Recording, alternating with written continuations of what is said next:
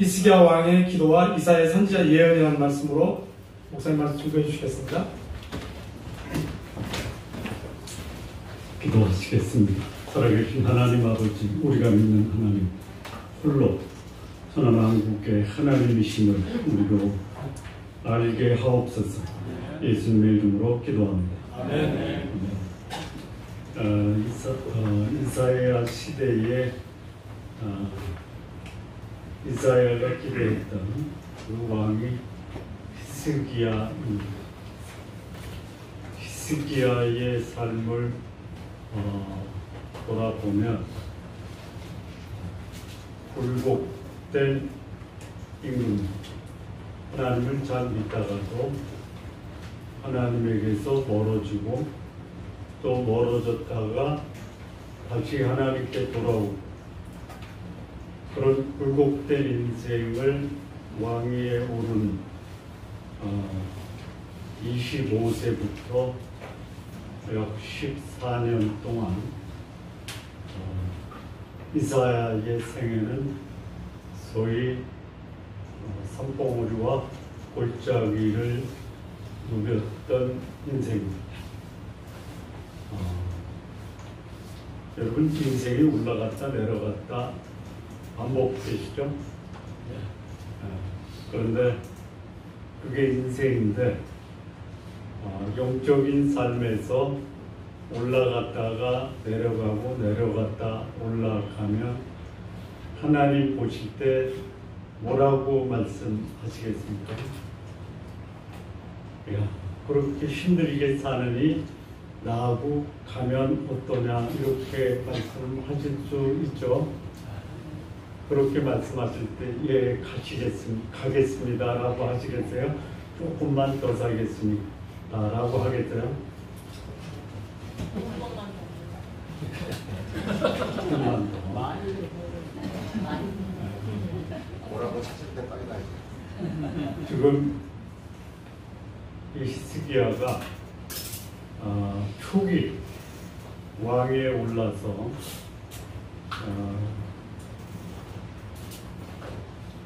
6년, 히스기야 6년에 아수르 사네립보다는 그 사네립의 아버지 빌레셀이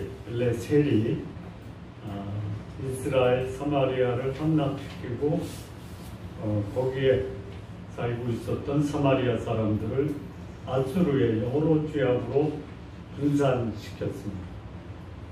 그 기세를 몰아서 유다를 침공하는데, 그때의 유다 왕이 누구냐면 히스기야입니다. 그런데 이 히스기야가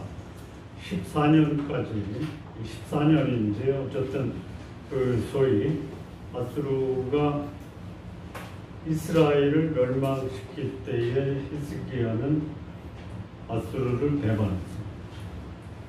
그리고 소위 블레셋의 가장 강력한 성읍 가사를 함락시켜요. 그리고 여호와 앞에 정직하고요, 여호와를 의지했고요, 여호와와 연합했어요. 그래서 히스기야의 소위 통치 절정은 후기예요. 이걸 계속 유지해야 되는데, 히스기야 14년에 아수르의 산헤립이 최소한 18만 5천 명 이상의 군대를 끌고 유다를 점령을 합니다. 예루살렘을 남겨놓고 거의 유다의 온 성읍을 쳐서 침략을 했다. 그 중에 한 도시가 어디냐면 라기스라는 예루살렘에서 서쪽으로 약 3-40km 떨어진 곳에 아수르군이 정착을 합니다. 정복을 하고 거기에 이제 소위 진영을 펼쳐. 거기서 이제 사네립이 그의 신하였던 군대장관 다르단, 그리고 다르단의 참모 랍사시스, 그리고 사네립의 소위 대변인 랍사게를 예루살렘으로 파송해요. 그리고 거기서 예루살렘 성 밖에서 성 안으로 랍사게가 사내립의 메시지를 전합니다. 그때 대군을 이끌고 와요. 그러니 이 예루살렘은 초긴장 상태고 예루살렘 사람들이 무슨 말을 하는가 들으려고 예루살렘 성벽에 앉아있어요. 그때 이 랍사게가 한 말이 뭐냐? 항복하라. 여호와가 너희를 구원하지 못한다. 아수르의 사네립이 아수르의 여러 지역에 있는 나라를 다 침략해서 멸망시키고 그들의 신을 다 무너뜨렸다. 그러니 너희가 믿는 여호와도 아수르 왕 앞에서는 그들의 신과 똑같다. 그래서 하나님을 모독하고 비방합니다. 또 한편으로는 예루살렘에 남아있는 사람들이 항복을 하면 아수르의 좋은 곳으로 이주시켜서 떡과 포도와 무화과를 먹게 하겠다. 그래서 공갈, 협박, 비방, 조롱, 회유. 그때 히스기야는 백성들에게 아무 말도 하지 못하게 침묵하라라고 말합니다. 그리고 나서 오늘 본문의 말씀이 시작이 돼요. 한때 잘 나갔던 히스기야가 시간이 지나면서 점점 무너져가는 이런 모습. 그래서 사내립에게 가서 잘못했습니다라고 사죄도 하고 성전과 왕궁에 있는 보물을 다 뜯어다가 사내립에게 바쳐요. 그러면 물러갈 줄 알았어요. 안 물러가잖아요. 여러분, 사람을 믿다가 그가 오히려 나를 더 악화시키면 어떻게 하실래요? 이렇게 하세요. 내 그럴 줄 알았죠. 이래십시오. 사람을 믿으면서 그에게 내 삶을 바치다가는 어떻게 된다? 오히려 더 심해진다. 그러면 그럴 때 내 그럴 줄 알았어.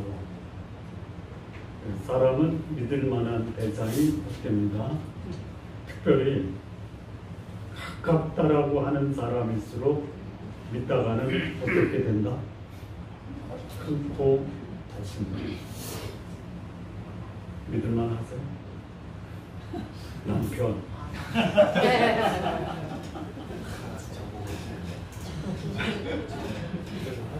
믿을만 하진 않지만 그래도 믿어야죠. 만약에 실망을 시키면 어떻게 한다? 네? 그럴 줄 알았어. 그게 뱃속 편한 거죠. 네? 네. 그거를 늦게 깨달아요. 자, 그런데 놀라운 게 있어요. 히스기야 제14년에 하나님이 히스기야의 생명을 걷어가신다고 그랬다라는 거 아세요? 나중에 나오지만 14년에 하나님이 히스기야의 생명을 걷어가시겠다고 그래요. 근데 그 이유가 분명치가 않아요.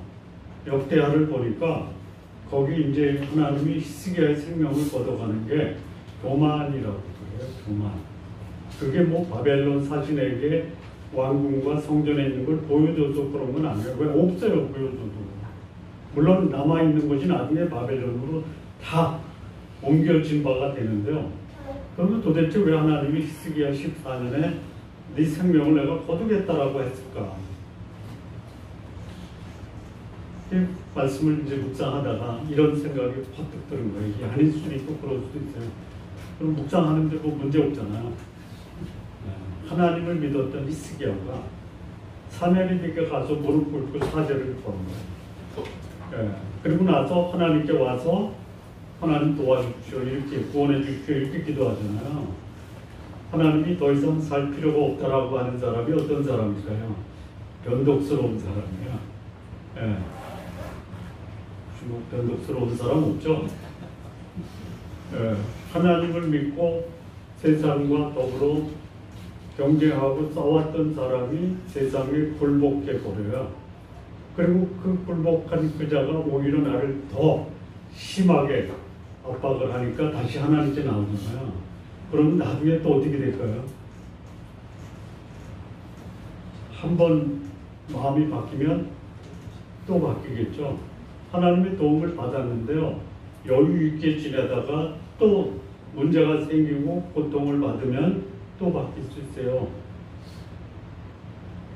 여러분, 마음 바뀌는 남편하고 사는 게 혼자 사는 게 낫죠.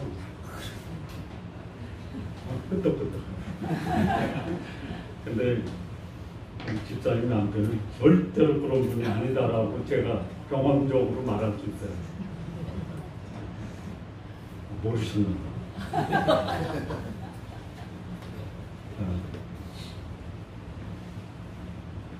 성전에 들어가서 이제 사내에게 가서 사죄하고 죄송하다고 말하는 게 전혀 효과가 없으니까 다시 어디로 나오나 하나님께 나와. 이게 잘한 거예요. 하나님께 나와서 하나님의 도움을 구하죠. 근데 어떻게 나왔냐면요. 지금까지 그 사내립이 그 수하들을 보내서 자기를 조롱하고 비방하고 모독한, 이게 사실 하나님을 모독한 건데요.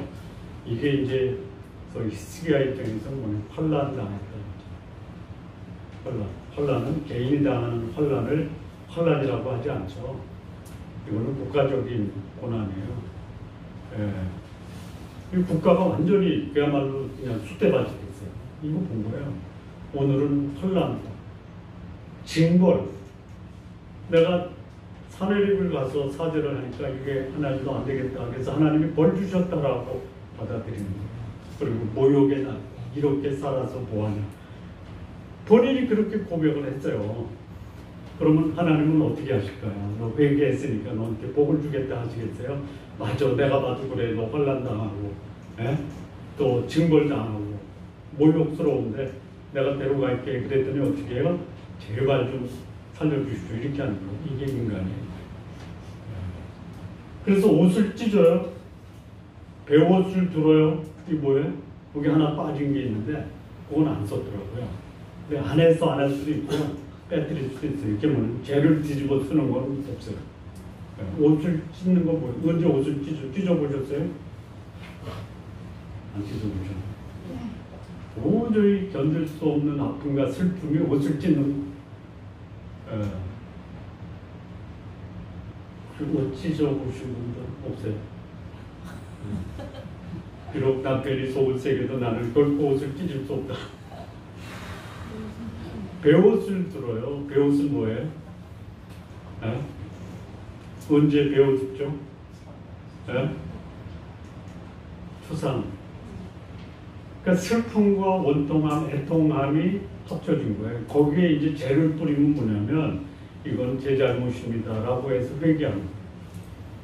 그렇게 이제 이 히스기야가 성전에 들어가서 옷을 찢고 베옷을 두르고 하나님께 기도해요. 뭐라고요? 하나님, 지금은 소위 환난과 징벌과 모욕의 날입니다.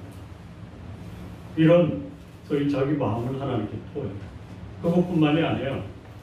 그 당시에 선지자가 누구냐면 이사야입니다. 이사야. 그래서 이사야에게 중요한 소위 히스기야 왕의 사신으로 3명을 뽑아서 이사야에게 보내요. 왕궁 맡은 엘리야kim, 서기관 셈나, 제사장들 중에 나이 많은 장로들을 뽑아서 이사야에게 보냅니다. 그리고 자기 사정을 이사야에게 고백을 해요. 뭐라고 고백합니까? 여기 3절.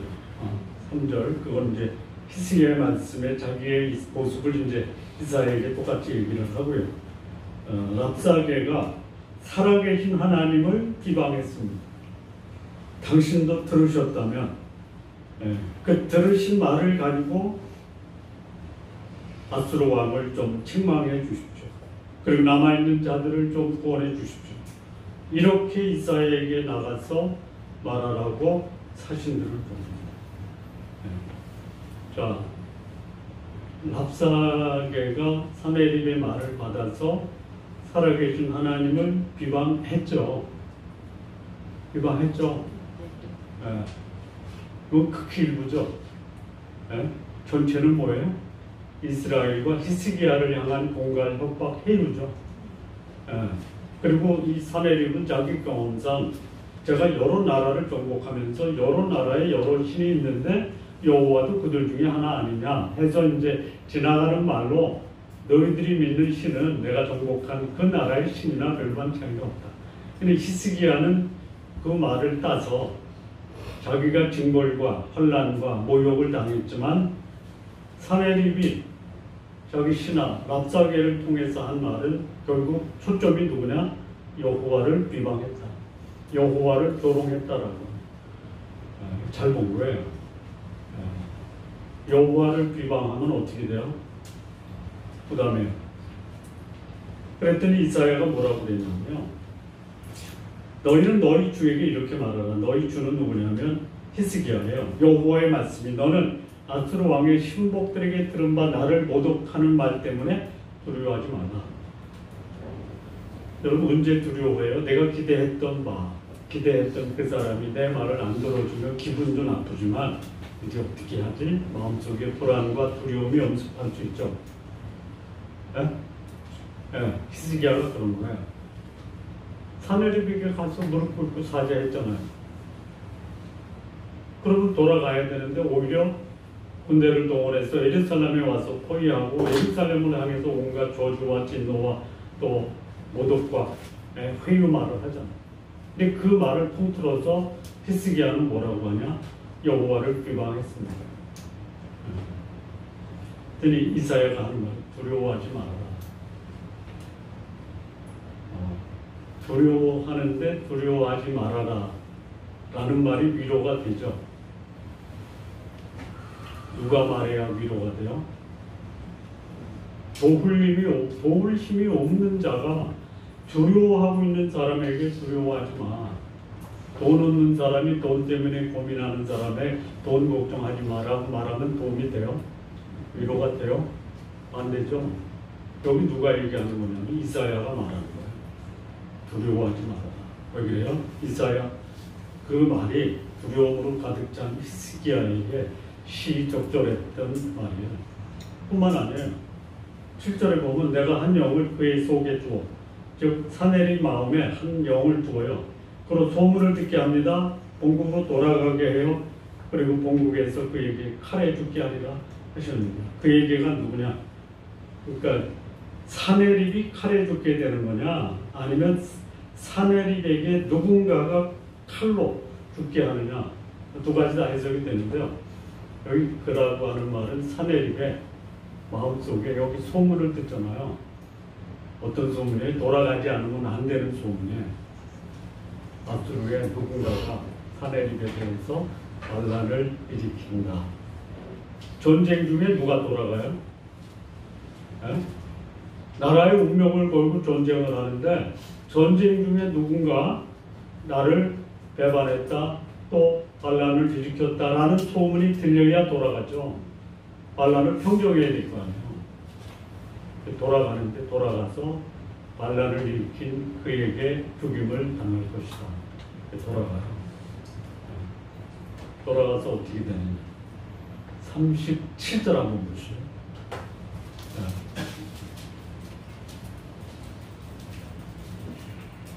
37절.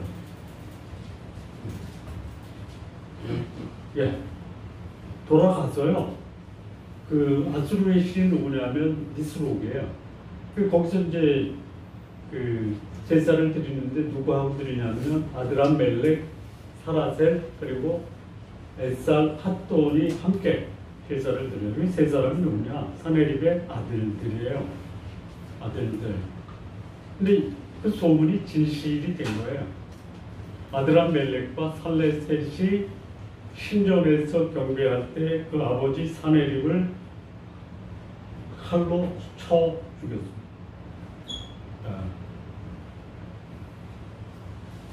이 소위 동양신과 서양신의 차이가 있죠. 뭐냐면요, 서양신은요, 소위 권력의 하수 또 권력의 수단으로 이용되는 게 서양의 신입니다. 어디 가서 죽이는 거예요? 신전에 가서.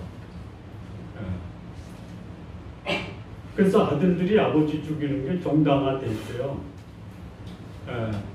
우리나라는 그리스의 신 제우스 있잖아요. 제우스의 아버지가 누구죠? 잊으셨죠? 그럼 제우스의 아버지의 아버지, 소위 제우스의 할아버지는 누구죠? 그걸 어떻게 기억을 해요? 제우스의 초대 신은 누구냐면 우라노스예요. 아들은 크로노스예요. 크로노스의 아들이 제우스와 포세이돈과 하데스예요. 거기에 뭐 이제 또 있어요. 뭐 아프로디테도 있고 딸이에요. 왜 그런 신들이 나와서 아들이 아버지 신을 죽이고 또 손주가 아버지를 죽이고 또 손주가 그 아버지 죽이고 이렇게 신들의 계열이 나오냐면요. 여기 나오잖아요. 아까 히스기야 기도하러 갈 때 그들의 신은 자기들을 위해서 만든 신이라고 그랬죠. 기억나세요? 그 신들이 그거예요. 권력자의 행동이나 잘못을 정당화시키기 위해서 만들어낸 게 신들이에요.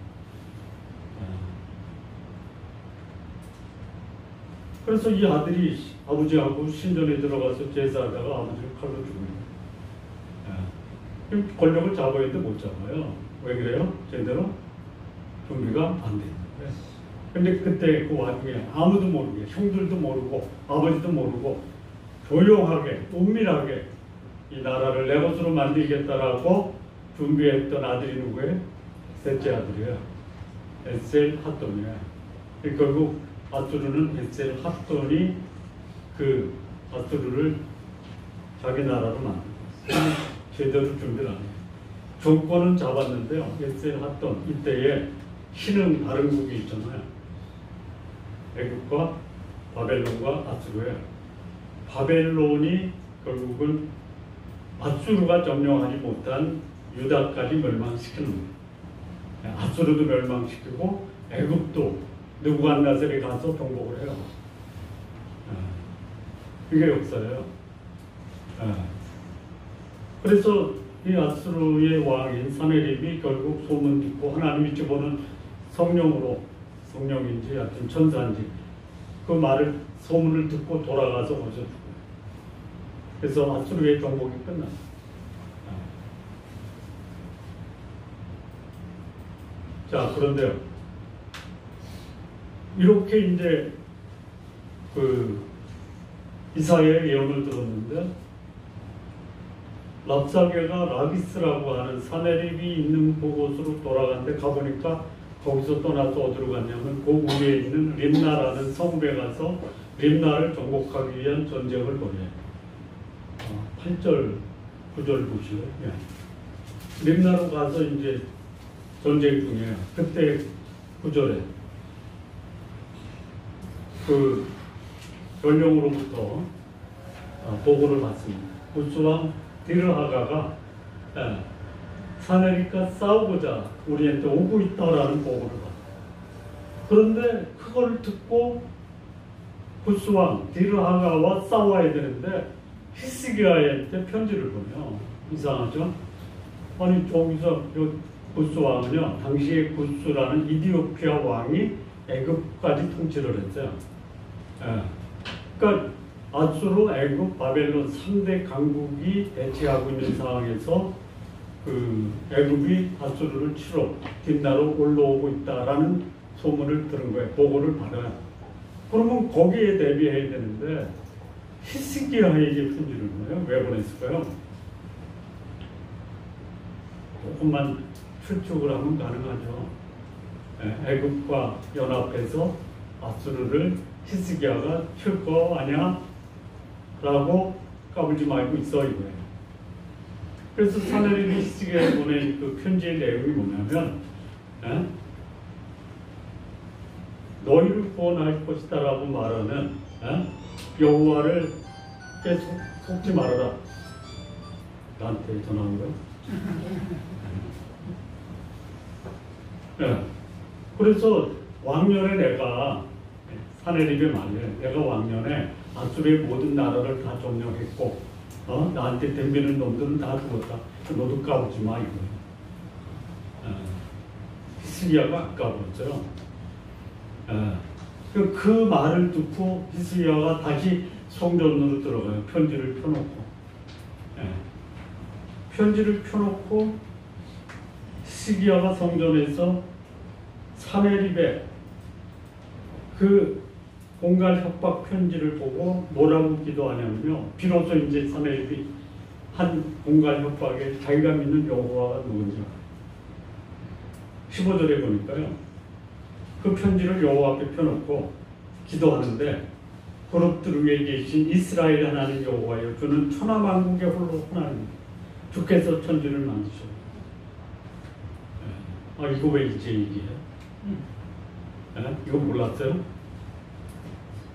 여호와 하나님이 천하만국의 홀로 하나님이시다라는 사실을 이전에는 몰랐어요? 알았어요. 예, 그가 왕이 된 통치 초기에 감히 아수르 덤비고 블레셋 가서 정복하고 그랬어요.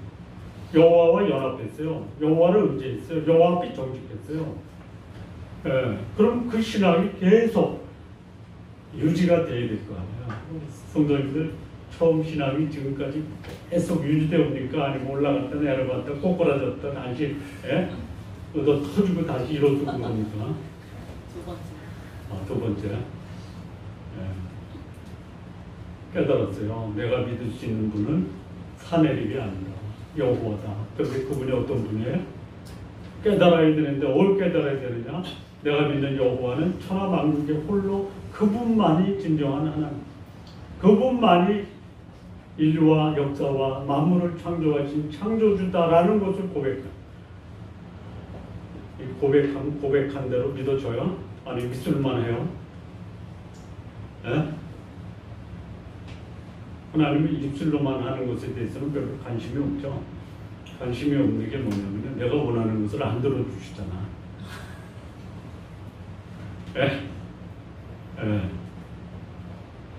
이런 고백을 해요. 그래서 여호와를 살아계신 여호와를 비방하러 온 사내립의 그 편지를 들으십시오. 이 시기가 이렇게 또 기도하는 거예요. 그 아수르 왕이 여러 민족, 여러 땅을 함께하게 하고 그들의 신을 불에 던졌는데 사실은 그들은 신이 아니고 사람의 손으로 만든 것, 나무와 돌뿐이다. 그래서 하나님 멸하셨다. 이렇게 고백을 해요. 진심이에요. 진심인데요. 우리도 입술로는 뭐든지 하잖아요. 저는 그렇게 기도하는 게 참 불편한데요. 천지를 창조하시고 생사하복을 주관하시고 지극히 높은 곳에서 낮고 천한 것을 보고 살피시고 전능하신 하나님 이렇게 저는 기도 못해요. 하나님 아버지 이렇게만 해요. 훨씬 편해요.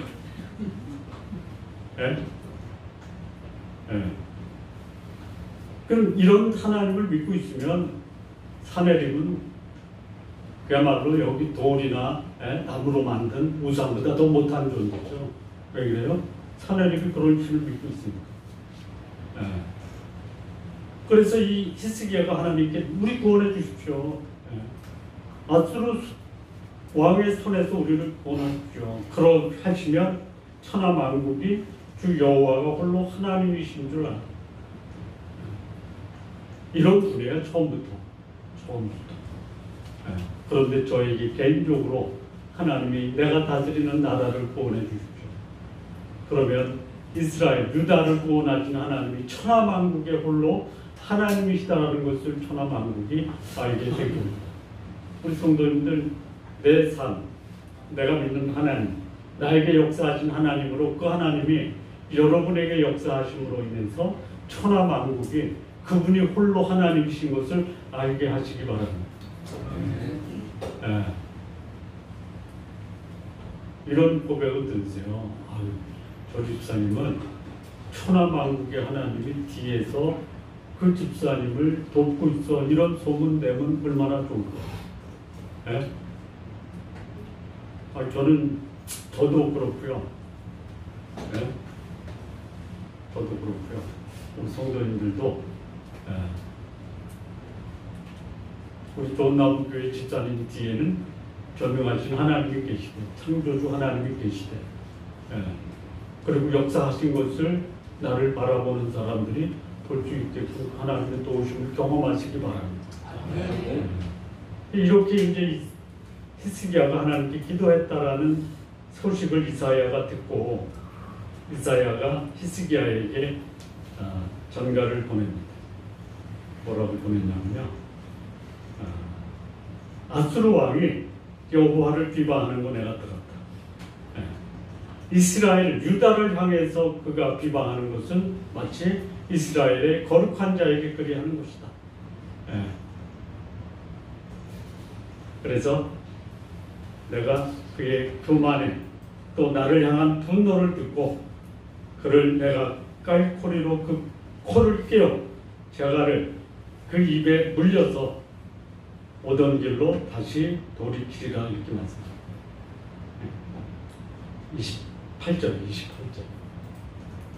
28절을 보면 아수르 왕이 히스기야에게 보낸 편지는 누구에게 한 거다?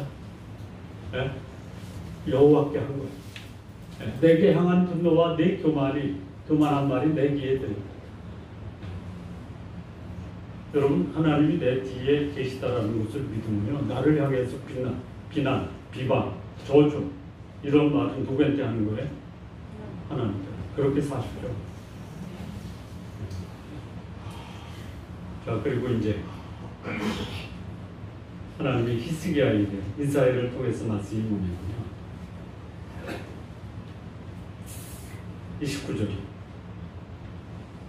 또 내게 보일 징조가 이러하니 너희가 금년에는 스스로 자라난 것을 먹고 내년에는 그것에 난 것을 먹되 제3년에는 심고 거두고 포도원을 심고 그 열매를 먹되 3년 내에 유다를 다시 원래 상태로 복원시키겠다라는 약속을 합니다. 근데 그렇게 하나님의 구원이 이루어지는 이유는 사실 히스기야의 회개의 기도라기보다는 31절에 보면요, 남은 자가 예루살렘부터 나올 것이요 피하는 자는 시온산으로부터 나오리니 여호와의 열심히 이 일을 이루리라. 하나님께서 행하신다. 그리고 34절에 내가 나와 나의 종 다윗을 위하여 이 성을 보호하여 구원하리라. 우리 성도님들 때문에 후손들이 잘 되기를 바랍니다. 후손들이요. 여기 다윗을 위해서 하나님이 예루살렘을 보고 더 이상 보호할 수 없을 정도로 오염되고 부패되면 하나님 그 성도 파괴로. 자, 그리고 사내리군요. 돌아가기 전에 35절 보시죠. 아주 특별한 사건이 벌어지는데요. 그 밤에 여호와의 사자가 나와서 아수르 진영에서 군사 18만 5천 명을 쳐요. 아침에 일찍 일어나 보니 다 송장이. 자, 여호와의 사자가 복수입니까? 단수입니까? 단수죠.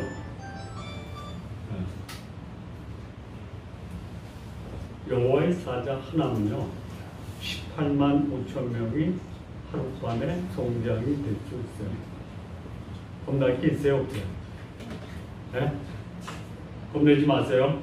문제는 뭐예요? 내가 여호와와 함께하지 않으면 여호와 사자 하나가 18만 5천 명을 하룻밤에 송장으로 만드는데 그 여호와 사자가 나를 송장으로 만들 수 있어요. 그리고 돌아가요. 근데 다 죽었는데 사내립이 아수르로 돌아가서 이제 자기 신에게 가서 경배하는 거예요. 왜? 우리나라를 다시 한번 부흥시켜 주시오라고 가서 경배하는 거 아니겠어요? 근데 그 자리에서 아들 둘이 사내립을 살해요. 그리고 자기를 감추었던 셋째 아들 벳셀을 했더니 또 형을 축출합니다. 도망가잖아요.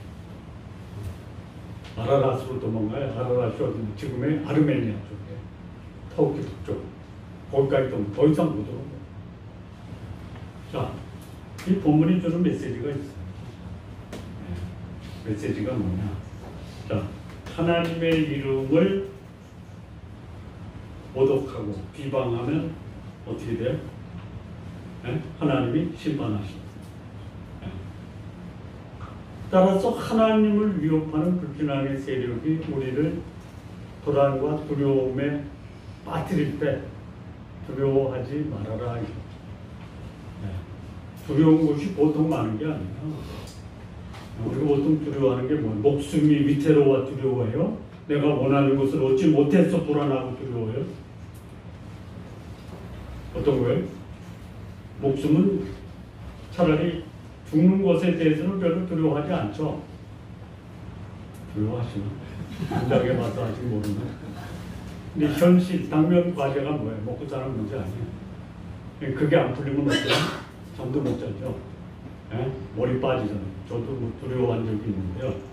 지금도 뭐 없다라고 말할 수는 없고. 제가 그런 불안과 두려움 속에 있을 때 저에게 일어난 현상이 뭐냐, 머리카락이 빠지더라고요. 요즘 머리카락이 났더라고요.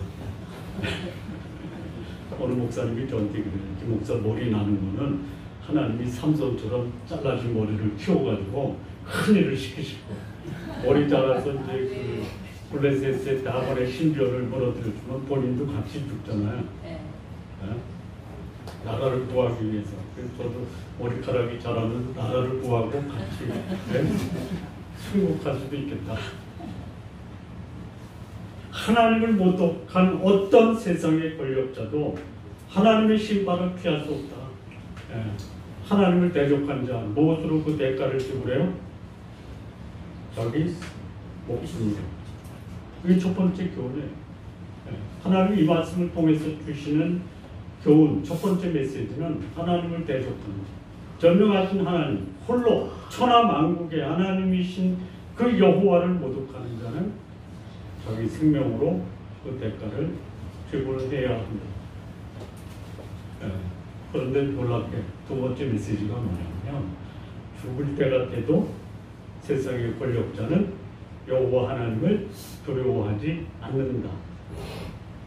놀라운 거 아니에요? 이렇게 이사야 선지자가 하나님의 심판의 메시지를 전했어요.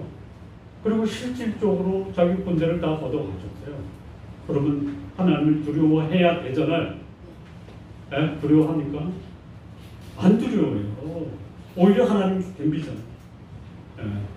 그러니까 하나님을 두려워하지 않는 그 세상 세력이 하나님을 대적한다고 하나님이 두려우신 분이 아닙니까? 하나님 두려워하세요? 안 해. 오히려 내 말 안 들어주면 욕하죠. 그러면 하나님은 내 욕을 들어야 되시는 분이에요? 아니면 내가 두려워해야 되는 분이에요? 좀 두려워 좀 하십시오.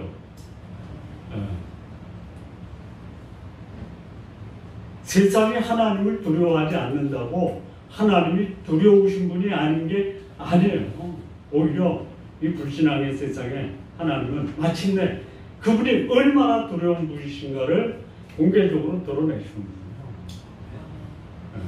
이 보통 놀라운 일이 아닌데요. 하나님의 마지막 심판이 전개될 때요, 천국과 같은 천년왕국을 경험하고도 사단이 와서 그냥 흔들릴까요? 순식간에 하나님을 대적해요. 이게 세상이에요. 오죽하면 하나님이 불로 심판한다, 그걸로 안 되니까 하나님 불로 심판하시겠어요. 그러니까 세상 사람들이 하나님 두려워하지 않는 거 이상하게 보지 마세요. 뭘 이상하게 봐, 나도 그런데. 세 번째 메시지예요. 하나님은 마침내 하나님을 두려워하지 않는 그 세상의 권력자를 뭐라고 해야 되나? 지도새도 모르게를 뭐라고 해요? 꼼짝없이 두렵게 하시는 분이야. 아니, 사내립이 자기 나라 신전, 그야말로 가장 안전한 곳 아니에요. 거기서 자기 아들들에게 살해될 줄 알았어요? 권력자는 죽을 때가 돼도 자신이 심판의 대상이라는 것을 모르고 죽는 거예요. 그냥 뭐라 그러나 꼼짝 못하게, 꼼짝인가? 꼼짝 못하게 하나님 데려가시고. 여러분, 혹시 여러분들이 내가 왜 이런 일을 당해야 돼 그러면 하나님은 소리 없이 하나님을 대적한 자를 데려가실 수 있다. 여러분 그렇게 사지 마시고요. 나는 내 힘으로 안 되는데 하나님이 소리 없이 내 뒤에 와서 나를 도와주셨다라는 경험하시기 바랍니다. 예? 예. 이게 오늘 본문의 메시지. 하나님을 대적해서 내 인생 망치지 마시고 세상이 나를 두렵고할 때 두려우신 하나님을 믿음으로 그 하나님이 소리 없이 나를 도우시는 이런 경험을 우리 성도님들 하시기 바랍니다. 그 사람이 안 도와주는 내 인생 없어. 아니에요. 그 사람 없어야 내 인생이 사는 거예요. 예. 하나님이 내가 하나님을 의뢰했더니 나를 도와줄 것이라는 그 사람이 비로소 나를 도와준 이런 경험하시기 바랍니다. 그러니까 그리고 나서 고백하기를 하나님이 하셨습니다 라고 고백합니다. 기도하시겠습니다. 하나님 아버지 역사를 주관하고 천하만국의 홀로 하나님이신 그 여호와를 우리가 믿음으로 그분께서 우리를 통해서 행하시는 소리 없이 행하시는 그분의 능력을 우리 모두 경험할 수 있도록 인도해 주옵소서. 예수님의 이름으로 기도합니다. 아멘. 아멘.